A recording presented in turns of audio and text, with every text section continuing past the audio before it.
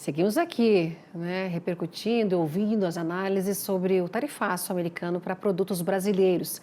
E vamos saber como é que fechou hoje o mercado do boi gordo diante dessas incertezas? Eu converso agora então com o Fernando Iglesias, analista de pecuária da Safras e Mercado. Fernando, muito bem-vindo, boa tarde. Boa tarde, Simone, como vai? Eu não estou ouvindo o Não? retorno. Não está ouvindo? Estou com problema do retorno. Agora está ouvindo? Consegue ouvir aqui? A gente vai falar sobre o mercado do boi gordo, Fernando. Eu acho que o Fernando ele não está conseguindo essa conexão do nosso áudio aí. Vamos ver se a gente consegue restabelecer, porque a gente quer ouvir agora do Fernando, que é Não tô. analista da Safras e Mercado, né? Diante do tarifaço de Donald Trump previsto para acontecer em 1º de agosto, a gente quer saber aí como é que está repercutindo, não é? As incertezas aí. Como é que foi hoje, ô Fernando? Fala pra gente, sexta-feira fechando aí, como é que o mercado ele agiu? Eu sei que a arroba está muito pressionada aí, né, ao longo dessas semanas. E eu te pergunto, continua? Boa tarde. Boa tarde, Simone. É um prazer estar aqui no AgroMais novamente. E sim, a arroba do boi gordo fechou a semana pressionada, né? Nós vimos recuo das cotações em diversas praças pecuárias, país afora. É importante a gente mencionar aqui que aquele piso dos 300 por arroba aí em São Paulo, ele foi rompido. Agora o mercado trabalha com níveis de preços mais baixos do que isso, né? Tá buscando patamares mais baixos. Tivemos uma queda generalizada nesses últimos dias. Vimos queda das cotações em Rondônia, Tocantins, Goiás, Mato Grosso do Sul, São Paulo, diversos estados brasileiros convivendo com preços mais baixos, né? Apresentando recuo das suas cotações. E essa questão envolvendo os Estados Unidos acelerou esse processo de queda. Nós já vínhamos num processo de recuo das cotações, entrada de animais confinados no mercado, participação de fêmeas dentro do abate bastante significativa nesse ano. E agora o que nós estamos observando é justamente esse processo, né, de aceleração desse movimento de queda, atingindo as principais praças pecuárias país afora. Pois é, então esse tarifaço aí de Donald Trump previsto para 1º de agosto, acelerando então no preço da arroba, que como você falou, a praça referência é São Paulo e já está aí abaixo dos R$ 300 por arroba, não é, Fernando? Essa tendência, você acredita que ela deve seguir, né, se continuar, né, se as negociações elas não ocorrerem, por exemplo, na semana que vem, a gente está pensando numa coisa lá na frente. Se isso não acontecer, a arroba, ela cai mais, a tendência é cair mais? Sim, exatamente. Nós temos uma perspectiva de continuidade do movimento de queda. Se não tiver um acordo firmado entre Brasil e Estados Unidos, o que parece até mais complicado agora, diante dos eventos políticos que aconteceram nessa semana, né? Parece ser menos provável que um acordo aconteça. Então, nesse ambiente, sem o segundo principal importador de carne bovina do Brasil, o cenário ainda é complicado.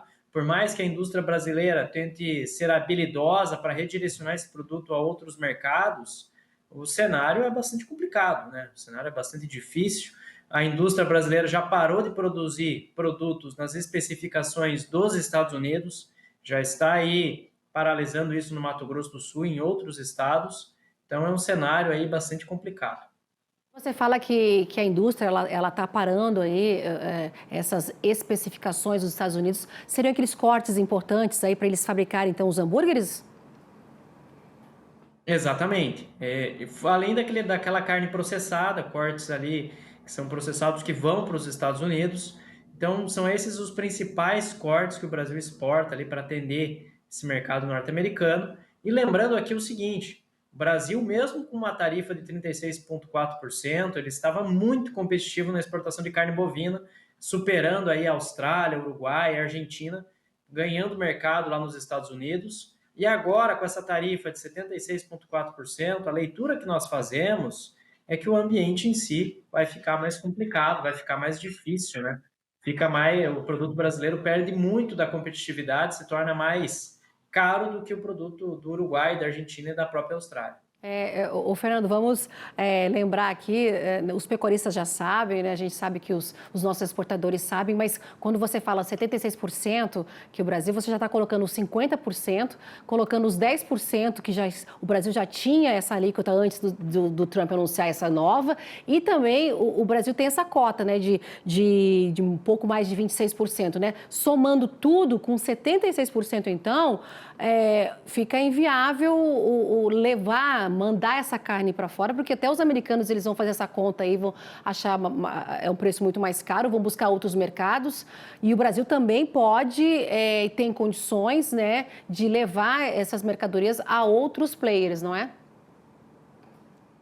Só para deixar claro aqui para quem está nos acompanhando, quando a gente olha com esse novo regime tarifário, o preço da carne bovina brasileira chegaria nos Estados Unidos com um custo de 8.400 dólares acima, enquanto a Austrália, por exemplo, que era o nosso concorrente com preços mais altos, tem um preço médio aí de 7.100 dólares por tonelada. O Uruguai vai ter um preço ali médio de 6.900, a Argentina em torno de 6.700 dólares por tonelada. Então, o Brasil perdeu muito da sua competitividade, né? E, lógico, o mercado, o setor segue buscando alternativas, segue explorando mercados ali no Oriente Médio, no restante da Ásia, para tentar suprir essa ausência do segundo grande comprador de carne aqui do Brasil. Está tentando buscar alternativas, não é necessariamente simples. Citamos também aqui a possibilidade de abertura do mercado japonês ainda esse ano, muita expectativa do setor para isso, mas até o momento o cenário geral é de dificuldades causadas por esse adicional de tarifas. Pois é, né? Quando você cita aí o Japão, o Brasil busca esse mercado há mais de 20 anos, mas as tratativas, as negociações, elas ocorrem e a gente sabe que não é uma coisa para amanhã, né? A curto prazo. Ela vai se estendendo aí, o mercado japonês é a menina dos olhos aí, o Brasil busca esse mercado que é muito exigente, mas tem todo aquele trâmite que a gente sabe muito bem, não é de uma hora para outra que o Brasil vai conseguir esse mercado. E conseguindo, né, para lá na frente vai ser bom, ok, mas para agora, direcionar toda essa mercadoria aqui, o Brasil tem que buscar novos players. A China poderia ser uma alternativa, não é, Fernando? Bom, a China, na verdade, ela já Já é o tem. nosso grande comprador de carne, né? E a expectativa que nós temos é que a China priorize compras brasileiras, né? Priorize compra de produto brasileiro, absorva volumes cada vez maiores de carne aqui do Brasil. A expectativa realmente é essa. Nós temos aí uma tendência muito favorável de exportação para o mercado chinês. Só vou colocar um asterisco aqui, que nós temos uma investigação em andamento lá na China sobre os impactos da exportação de carne bovina na produção local. Então, isso pode trazer sobressaltos em relação às vendas globais de carne bovina. A gente precisa monitorar. Vocês lembram, nós comentamos sobre essa investigação em diversas oportunidades nesse ano. Ela começou lá no final de 2024, tinha uma previsão de término ali, uma duração de 8 a 9 meses. Então, chegando ali em agosto, setembro, nós devemos ter um resultado dessas investigações que estão sendo conduzidas pela China, que podem aí, claro, resultar em algumas consequências em termos de exportação. Ou seja, ainda tem que esperar esse procedimento, né, essa análise ser concluída, porque pode interferir, então, dependendo aí do que for anunciado, pode interferir nas exportações, Fernando? Sem dúvida, sem dúvida.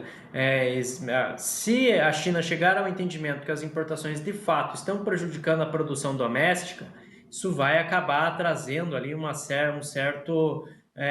imposição de mudanças no regime de importação da China.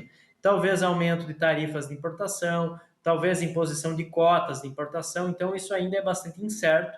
E o que precisa ser analisado também é como a China vai equilibrar tudo isso com as questões que envolvem a segurança alimentar da população chinesa, que são aí, o governo chinês é extremamente proativo quando se trata dessas questões de segurança alimentar. Agora, Fernando, só para a gente lembrar que essa investigação que foi pedida aí pelo país asiático, pela China, foi por conta dos empresários, pelos frigoríficos, produtores, mais ou menos por aí, não foi? Pelo sistema produtivo local, por pecuaristas, indústrias da China, que entendem que o produto importado acaba prejudicando a produção nacional de carne bovina. Então, eles chegaram a esse entendimento que o custo é muito baixo de importação, né? O produto chega muito mais competitivo. Produzir carne na China é realmente muito caro, né? O custo lá é muito alto para você produzir carne. Então, isso realmente foi uma exigência desse setor produtivo chinês.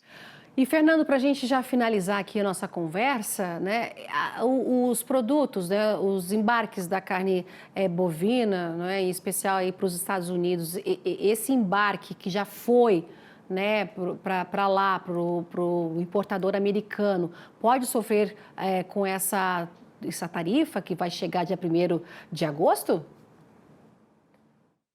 Chegando posterior a essa data, sim, é bem provável que haja assim um regime adicional de tarifas e aumente o custo para o importador. Então, esse ônus de um adicional tarifário tende a recair sobre o importador de carne lá dos Estados Unidos. Fernando Iglesias, né, analista das safras e mercados e nosso analista aqui do canal. Fernando, muito obrigada por essa conversa hoje aqui com a gente, né? A gente sempre está ouvindo todos os setores aí depois esse anúncio de Donald Trump e as consequências que podem chegar ainda para o Brasil, que negocia aí para evitar essas tarifas, né, chegando em 1º de agosto. Fernando, muito obrigada, uma boa sexta para você, já te desejo um excelente fim de semana e até a semana que vem.